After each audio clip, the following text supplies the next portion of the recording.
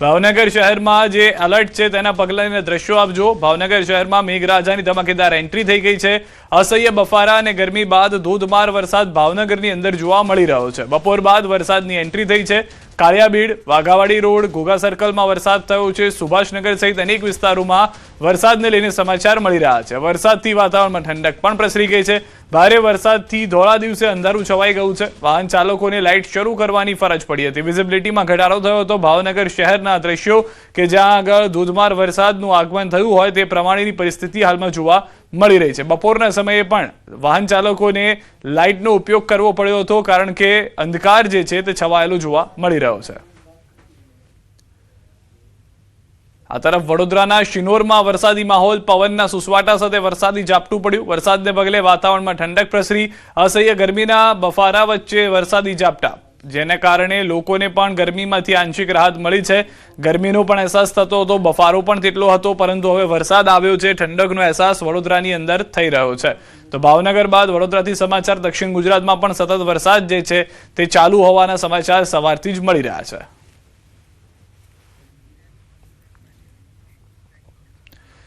अन्य समाचार पर नजर करिए। पूर्व अग्निवीरो माटे मोटी जाहेरात छे। अग्निवीरो माटे सीएम भूपेन्द्र पटेलनो महत्वनो निर्णय। वर्ग 3 ની સીધી ભરતીમાં 20% અનામત મળશે। અગ્નિવીરોને શારીરિક કસોટીમાંથી પણ મુક્તિ અપાશે। વય મર્યાદામાં 3 વર્ષની છૂટ મળશે। પ્રથમ બેચને 5 વર્ષની છૂટ મળશે। પોલીસ, એસઆરપી, જેલ અને વન વિભાગમાં પણ લાભ મળશે। હથિયારધારી પોલીસ સબ ઇન્સ્પેક્ટર અને હથિયારધારી પોલીસ કોન્સ્ટેબલ, એસઆરપીના પ્લાટૂન કમાન્ડર તથા પોલીસ કોન્સ્ટેબલની ભરતી માટે મળશે લાભ। જેલર, ગ્રુપ 2 અને જેલ સીપીઆઈ તથા વન પર્યાવરણ વિભાગની વનરક્ષક વર્ગ 3 તેમજ વનપાલ વર્ગ 3 સંવર્ગોની સીધી ભરતીમાં પણ પૂર્વ અગ્નિવીરોને આ લાભ પ્રાપ્ત થઈ શકે છે। તો અગ્નિવીરો માટે આ મહત્વના સમાચાર કે જે યોજના આવી છે। કેન્દ્ર સરકાર કેટલાક અગ્નિવીરોને રિટેન કરે છે, એટલે કે તેઓને આર્મીમાં સામેલ કરે છે, જ્યારે અન્ય અગ્નિવીરોને તેમાંથી ટ્રેનિંગ બાદ અન્ય જગ્યાએ ખસેડવાના પ્લાનની વાત હતી, જેમાં ગુજરાતના મુખ્યમંત્રી ભૂપેન્દ્ર પટેલ તરફથી આ પહેલ કરવામાં આવી છે। એ રાજ્યની અંદર જ્યાં જ્યાં જરૂર છે તેવા વર્ગ 3ના કર્મચારીઓમાં સીધી ભરતીને લઈને અગ્નિવીરો માટે ખાસ આ યોજના લાવવામાં આવી છે। ગાંધીનગરથી સમાચાર। આઈપીએસ બેડામાં મોટા ફેરફાર। આઈએએસ અલોક કુમાર પાંડેની કામગીરી હળવી કરી। આઈએએસ પાસેના વધારાના ચાર્જ અન્યને આપ્યા। 3 મહત્વપૂર્ણ હોદ્દાઓની જવાબદારી અને અન્ય અધિકારીઓને સોંપાઈ છે। સામાન્ય વહીવટ વિભાગ દ્વારા મહત્વપૂર્ણ ઓર્ડર રાજેશ માંજુને રાહત કમિશનરનો ચાર્જ સોંપાયો। રેવન્યુ વિભાગના એક્સ ઓફિસિયો ચાર્જ આપ્યો છે। જીએસડીએમએના મુખ્ય કાર્યકારી અધિકારીની સોંપાઈ છે જવાબદારી। યોગેશ બી નિર્ગુડને યુવા સેવા અને સાંસ્કૃતિક પ્રવૃત્તિઓના કમિશનરનો વધારાનો ચાર્જ આપવામાં આવ્યો છે।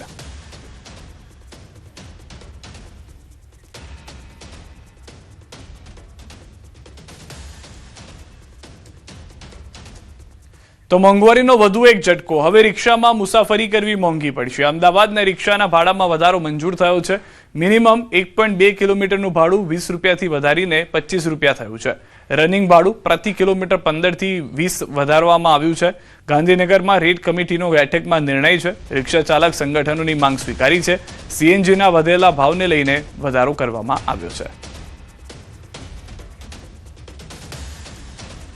1.2 રિક્ષામાં મિનિમમ ભાડું 1.2 હતું, જે પહેલાં 20 રૂપિયા હતું। અમારી ડિમાન્ડ 30 રૂપિયા હતી, પણ એનામાં વચગાળાનો રસ્તો રાખીને હવે 5નો વધારો કરીને હવે તે 25 રૂપિયા થઈ ગયા છે। અને ત્યારબાદ દરેક કિલોમીટરના જે 15 રૂપિયા હતા તેનામાં પણ 5નો વધારો કરીને હવે 20 રૂપિયા કરવામાં આવ્યા છે। એટલે આ માત્ર અમદાવાદ જ નહીં, આખા ગુજરાતના રિક્ષા ચાલકોની આ જીત છે। સુરતના સરથાણા વિસ્તારમાં ડુપ્લિકેટ સાબુ બનાવવાનું ગેરકાયદેસર કારોબાર આવ્યું છે સામે। પોલીસે દરોડા પાડી 6.67 લાખ રૂપિયાનો બનાવટી માલ જપ્ત કરી એક આરોપીની ધરપકડ કરી। સુરત શહેરમાં ડુપ્લિકેટ અને નકલી ચીજ વસ્તુઓનું ઉત્પાદન સતત વધી રહ્યું છે, ત્યારે પોલીસને મળેલી બાતમીના આધારે સરથાણા વિસ્તારમાંથી ઘરેલું ઉપયોગમાં લેવાતા સાબુના નામે વેચાણ માટે તૈયાર કરવામાં આવેલા ડુપ્લિકેટ અને બનાવટી સાબુનો મોટો જથ્થો ઝડપી પાડવામાં આવ્યો છે। તપાસમાં સામે આવ્યું છે કે સરથાણા વિસ્તારમાં રહેતો એક વ્યક્તિ પોતાના ઘરે જ પ્રખ્યાત બ્રાન્ડના સાબુ જેવી પેકિંગ અને લોકોનો ઉપયોગ કરીને બનાવટી સાબુ તૈયાર કરી રહ્યો છે। આ બાતમીના આધારે પોલીસે દરોડા પાડી આરોપી રાજભાઈ પ્રેમજીભાઈ ઘેવરિયાને ઝડપી પાડી કાયદેસરની કાર્યવાહી હાથ ધરી છે। માત્ર 700 રૂપિયા માટે હત્યા કરવામાં આવી છે. મિત્રએ જ કરી છે મિત્રની હત્યા. રિલીફ રોડ પર ધોળા દિવસે કરી હત્યા. 5 જેટલા છરીના ઘા મારી હત્યા કરવામાં આવી. બોલાચાલી બાદ ખેલાયો છે ખૂની ખેલ. પોલીસે આરોપીની ધરપકડ કરી હોવાની હાલમાં જાણકારી મળી રહી છે. આ બંને મરણ જનાર અને આરોપી વચ્ચે પૈસાની લેતી દેતી બાબતે બોલાચાલી થયેલી હતી. બોલાચાલી બાદ ઝઘડામાં પરિણમી હતી. ત્યારબાદ આ જે આરોપી છે એના દ્વારા મરણ જનારને ચાકુના ઘા મારી અને એની હત્યા નિપજાવેલી હતી. રાજકોટના ગોંડલના વોરા કોટડા રોડ પર હનુમાનધાર પાછળની એક વાડીમાંથી પરપ્રાંતીય મહિલાનો મૃતદેહ મળતા ચકચાર મચી ગઈ. ચારિત્ર્યની શંકાના આધારે પતિએ જ પોતાની પત્નીનો હત્યારો હોવાનો પ્રાથમિક તપાસમાં ખુલાસો. મૂળ મધ્યપ્રદેશના અને અહીં મજૂરી અર્થે આવેલા શ્રમિક પરિવારની ગુંદલીબેન સોલંકી નામની મહિલાની થઈ હત્યા. અન્ય સાથેના આડા સંબંધની શંકા રાખી પતિએ રાત્રે ઝઘડો કરતા જીવ બચાવવા બાજુની વાડીમાં ભાગેલી પરિણીતાને પતાવી દીધી. બનાવની જાણ થતાં ગોંડલ બી ડિવિઝન પોલીસના પીઆઈ GS ગઢવી સહિતનો કાફલો ઘટના સ્થળે દોડી ગયો. હત્યાનો ગુનો નોંધી પોલીસે ફરાર હત્યારા પતિને ઝડપી પાડવા તપાસના ચક્રો ગતિમાન કર્યા છે. આ તરફ વડોદરાથી સમાચાર. વસ્તી ગણતરી કરતા કર્મી સાથે બબાલ. આંગણવાડી કર્મચારી સાથે બબાલ. દુકાન માલિકે ગાળાગાળી કરી મારામારી કરી. દુકાન પર લખાયેલા ક્રમાંક નંબરને લઈને વિવાદ. નંબર કેમ લખ્યો કઈ ધમાલ મચાવી. પાંજલપુરના સનસિટી સર્કલ પાસે ઘટના. પ્રાથમિક માહિતી મુજબ આરોપી નશાની હાલતમાં હોવાનું સામે આવ્યું. બોલાચાલી બાદ મામલો મારામારી સુધી પહોંચ્યો હોવાનો આક્ષેપ છે. ઘટનાને લઈને આંગણવાડી કર્મચારી દ્વારા પોલીસમાં ફરિયાદ નોંધાઈ. માંજલપુર પોલીસ સ્ટેશનમાં ગુનો દાખલ કરી તપાસ શરૂ કરાઈ. રાષ્ટ્રીય કામગીરીમાં અવરોધ ઉભો કરવાનો ગુનો નોંધાયો. ગાંધીનગરથી સમાચાર. સ્કોલરશીપ કૌભાંડનો પર્દાફાશ. વિદ્યાર્થીઓના દસ્તાવેજનો ઉપયોગ કરી આચર્યું હતું કૌભાંડ. વર્ષ 2018-19માં વિદ્યાર્થીના દસ્તાવેજનો દુરુપયોગ. ખોટી રીતે ડિપ્લોમા કોર્સમાં ઓનલાઈન પ્રવેશ મેળવનાર ઝડપાયો. અમદાવાદના શિલજમાં રહેતા આરોપી વિજય પટેલની ધરપકડ. દસ્તાવેજોના આધારે બેંક ખાતું ખોલાવ્યું. સ્કોલરશીપની રકમ આરોપીએ મેળવ્યાનો થયો ખુલાસો. આરોપીએ દહેગામની એન્જિનિયરિંગ કોલેજમાં લેવડાવ્યો પ્રવેશ. કડી નાગરિક સહકારી બેંકમાં ખાતું ખોલાવ્યું. સ્કોલરશીપની રકમ જમા કરાવી ઉપાડી લેવાય. ફરિયાદી તેમજ સરકાર સાથે છેતરપિંડી આચર્યાનું પ્રાથમિક તપાસમાં બહાર આવ્યું. 2016 થી 2019 દરમિયાન આ જ મોડસ ઓપરેન્ડીથી કોઈ છેતરાયું હોય તો SOGનો સંપર્ક કરવા જાહેર અપીલ. સમગ્ર કૌભાંડમાં અન્ય સંડોવાયેલા લોકો સુધી પહોંચવા અંગે ગાંધીનગર SOGએ તપાસ શરૂ કરી છે. સુરતની સમાચાર. રાંદેર પોલીસને ઓપરેશન કારાવાસ હેઠળ મોટી સફળતા. 31 વર્ષથી ફરાર આરોપી ઉત્તર પ્રદેશથી ઝડપાયો છે. 1995ની નોકર ચોરીના ગુનાનો મુખ્ય આરોપી ઝડપાયો છે. શ્રીચંદ રામદયાલ શાહુની જમાલપુર ગામથી ધરપકડ. પોતાની ઓળખ છુપાવી પ્લમ્બર તરીકે કામ કરતો હતો. સ્થાનિક પોલીસની મદદથી ગામમાં વોચ ગોઠવી કાર્યવાહી કરાઈ. દીપમાલા કોમ્પ્લેક્સમાં નોકર તરીકે કામ કરતી વખતે ચોરી કરી હતી.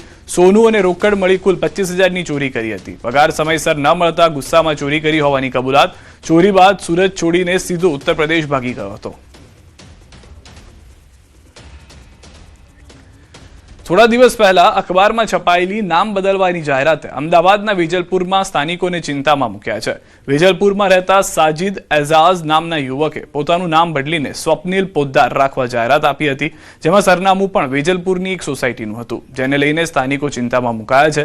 વેજલપુરમાં અશાંત ધારો લાગુ હોવાથી સ્થાનિક લોકોએ આ નામ બદલવાની પ્રક્રિયાને પ્રોપર્ટી ખરીદવાની મોડસ ઓપરેન્ડી ગણાવી હતી. ઘટનાની ગંભીરતાને લઈને સ્થાનિક ધારાસભ્ય અમિત ઠાકરે પણ કલેક્ટર સમક્ષ રજૂઆત કરી છે અને તંત્રને પૂરતી કાળજી રાખવા જણાવ્યું છે. મહત્વનું છે કે સાજિદ એઝાઝ નામનો આ યુવક અંદમાન નિકોબારમાં રહેતો હોવાનું ખુલ્યું છે. અંદમાન નિકોબારમાં હિન્દુ યુવતી સાથે પ્રેમ પરિચયમાં પણ આવ્યો હતો. જોકે યુવતીને પરિવારની મંજૂરી ન મળતા યુવતી પરત ફરી હતી. અખબારમાં જાહેરાત બાદ સમગ્ર મામલો પ્રકાશમાં આવ્યો. હાલ નામ બદલવાની ઘટનાને લઈને અનેક ચર્ચાઓમાં જોડાઈ રહી છે, પરંતુ સ્થાનિકો હિન્દુ વિસ્તારમાં પ્રોપર્ટી મેળવવાની મોડસ ઓપરેન્ડી ગણાવી રહ્યા છે. ત્યારે હાલ તો સમગ્ર ઘટનાને ધારાસભ્ય અને તંત્ર દ્વારા ગંભીરતાથી લેવાઈ રહી છે. કોઈ ધર્મ બદલીને હિન્દુ બને વાંધો નથી, પણ હિન્દુ બની અને ત્યાં મિલકત વસાવે, કાલ સવારે શું થાય કોને ખબર. તો ચિંતા જે સ્થાનિક લોકોની છે એ કલેક્ટર સંકલનની અંદર મેં મૂકી હતી. સુરતના લિંબાયતમાં પોલીસે સઘન વાહન ચેકિંગ દરમિયાન એક શંકાસ્પદ યુવકને તીક્ષ્ણ ધારદાર ચપ્પુ સાથે ઝડપી પાડ્યો. પોલીસનો સર્વેલન્સ સ્ટાફ જ્યારે સંજયનગર સર્કલ પાસે ચેકિંગમાં હતો ત્યારે વિનોબા નગરમાં રહેતા 27 વર્ષીય યુવકની હલચલ શંકાસ્પદ જણાતા તેની તલાશી લેવામાં આવી હતી. તે દરમિયાન તેની પાસેથી ખતરનાક ચપ્પુ મળી આવતા પોલીસે તેની ધરપકડ કરી હતી. અસામાજિક તત્વો પર નિયંત્રણ લાવવા પોલીસ દ્વારા વધારવામાં આવેલા પેટ્રોલિંગને કારણે આ સફળતા મળી છે અને આરોપી આ હથિયાર કયા ગુનાહિત હેતુથી લઈને ફરી રહ્યો હતો તે દિશામાં પોલીસે વધુ પૂછપરછ હાથ ધરી છે. અમદાવાદના રાઇફલ ક્લબ પાસેથી એક નવજાત શિશુ મૃત હાલતમાં મળી આવ્યું છે. સ્થાનિક લોકોએ પોલીસને જાણ કરતા તપાસ હાથ ધરી છે. પોલીસે અજાણ્યા આરોપીઓ સામે ગુનો દાખલ કરી કાર્યવાહી હાથ ધરી છે. આજુબાજુના સીસીટીવી ફૂટેજના આધારે કાર્યવાહી આગળ વધારાઈ છે. પોલીસે શિશુના મૃતદેહનું પોસ્ટમોર્ટમ કરાવ્યું છે. આ સાથે જ તેના DNA સહિતના મેડિકલ રિપોર્ટ મેળવીને આગળની કાર્યવાહી તેજ કરવામાં આવી છે. પોલીસ સ્ટેશન વિસ્તારમાં જે રાઇફલ ક્લબ આવેલું છે એની સામે જે પાર્કિંગ વિસ્તાર છે ત્યાંથી એક મૃત હાલતમાં નવજાત પુરુષ બાળક છે એ મળી આવેલું હતું. આ જે બનાવ છે એ 2 થી 3 દિવસ પહેલાં બનેલો હોય એ બાબતે અલગ અલગ સમયના જે સીસીટીવી ફૂટેજ છે એ ચેક કરવાની કામગીરી ચાલુ છે અને સાથે સાથે હ્યુમન ઇન્ટેલિજન્સના સોર્સિસના માધ્યમથી પણ આ બાબતે પોલીસ દ્વારા તપાસ કરવામાં આવી રહી છે. રાજકોટથી સમાચાર. જર્જરિત ક્વાર્ટરને આરએમસીની નોટિસ. ભગતસિંહ ગાર્ડન નજીક હાઉસિંગના ક્વાર્ટરને નોટિસ. આરએમસી દ્વારા નળ વીજ કનેક્શન કાપવાની કાર્યવાહીનો વિરોધ કરવા સ્થાનિકોનું ટોળું એકત્ર થયું. એક વૃદ્ધે નળ કનેક્શન કાપવા માટે ખોદાયેલા ખાડામાં સૂઈને વિરોધ નોંધાવ્યો. રહીશોમાં રોષ જોવા મળી રહ્યો છે. કાર્યવાહી અટકાવવાની માંગ મામલો ઉગ્ર બનતા લોકોનું ટોળું આરએમસી કચેરીએ પહોંચ્યું. સ્થળ પર તણાવભર્યો માહોલ. અધિકારીઓએ સમજાવટના પ્રયાસો હાથ ધર્યા. તંત્ર દ્વારા દિવાળી સુધીનો સમય આપવામાં આવ્યો હોવાનો દાવો. જે મકાનનો નળ કનેક્શન કાપવામાં આવ્યા છે તેમાં ફરી જોડાણ આપવાની માંગ. પાણીનું કાપવા હાટુથી લાઈન ખાડો કર્યો અને પછી કે આ ખાડો લાઈન કાપી જ નાખશું એટલે હું પછી છેલ્લે મેં કીધું હવે તમે હું હુઈ ગયો અને પછી મેં કીધું હવે તમે ખોદો, પહેલો ત્રિકમ મને લાગવો જોઈએ. તો એ લોકો ત્યાંથી અટકી ગયા. કા મકાન સુવિધા આપે ગમે એ બરાબર. અમે એમ નથી કહેતા જ્યાં સુધી અહીંયા બને ને બીજા ત્યાં સુધી અમને સગવડતા આપે. અમે ભાડું નથી માગતા. રાજકોટથી સમાચાર. નળ કનેક્શન કાપવા પર રોકના આદેશ. મેયર નિહલ શુક્લએ તુરંત કામગીરી અટકાવી. નળ કનેક્શન કાપવા સહિતની કામગીરી અટકાવવા આદેશ. ચોમાસાના કારણે હાલમાં મકાનો નહીં તોડવામાં આવે. લોકોએ મકાન જર્જરિત નથી તેવી ખાતરી અને એફિડેવિટ આપવું પડશે. દિવાળી સુધી સ્થાનિક લોકોએ સમય માંગ્યો. સ્થાનિકોની રજૂઆતના પગલે તુરંત કામગીરીનું નિરીક્ષણ.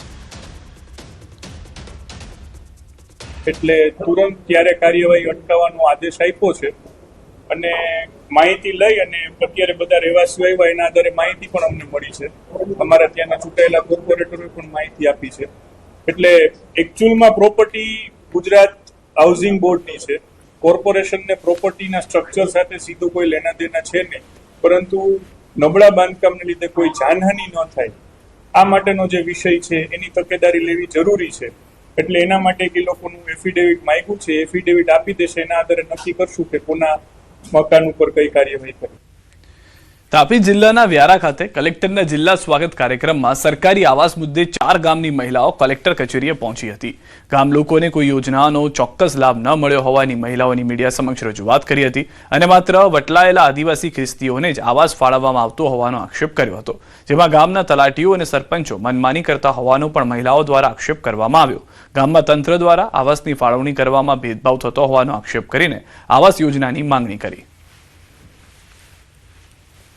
સમગ્ર જિલ્લામાં આજે સરકાર દ્વારા જિલ્લા સ્વાગત કાર્યક્રમનું આયોજન કરવામાં આવ્યું હતું. તો અમે સમગઢ તાલુકાના સમગ્ર ગામડામાંથી મોટી સંખ્યામાં અહીં અમે કલેક્ટર કચેરી ભેગા થયા હતા અને સૌને પ્રશ્ન એ હતો કે અમારે આઝાદી પછી અમને હજી સુધી આવાસ યોજનાનો કોઈ લાભ મળ્યો નથી. અને જિલ્લા કલેક્ટરમાં અરજી આપી હતી કે અમને કંઈ સહાય મળે, પણ હજુ સુધી અમારી કોઈ અરજી સાંભળવા તૈયાર નથી. તો અનેક યોજનાઓથી વંચિત મહિલાઓને કલેક્ટરે માત્ર આવાસ માટેનું માર્ગદર્શન આપી સ્વાગત કાર્યક્રમ પૂરો કરાયો હતો. તેમજ કલેક્ટર દ્વારા મહિલાઓની અન્ય રજૂઆત સાંભળતા ઇનકાર કરી દીધો હતો, જેથી દૂર દૂરથી આવેલી ગરીબ આદિવાસી મહિલાઓમાં તંત્ર પ્રત્યે ભારોભાર રોષ ફેલાયો. વર્ષોથી ગ્રામજનોની વ્યથા તંત્ર ન સાંભળતું હોવાથી લોકોમાં રોષ છે. અમે ઘરની તો જમીનમાં થોડીક છે તમે છે તો કોઈ લાભ મળતો નથી. એટલી ઉંમર થઈ ગઈ આજ સુધી કોઈ મળી નથી. તલાટી કે સરપંચ શ્રી દ્વારા કંઈ જ માહિતી આપવામાં આવી નથી ને જે કંઈ લાભ મળતો હોય જે આગેવાન ગામના હોય કે ગમે તે થોડાક ચલકવાળા હોય એ લોકોને જ મળે છે. જે ગરીબ છે આજ હજુ સુધી કંઈને આવાસનું કંઈ યોજના કંઈ સહાય મળી નથી.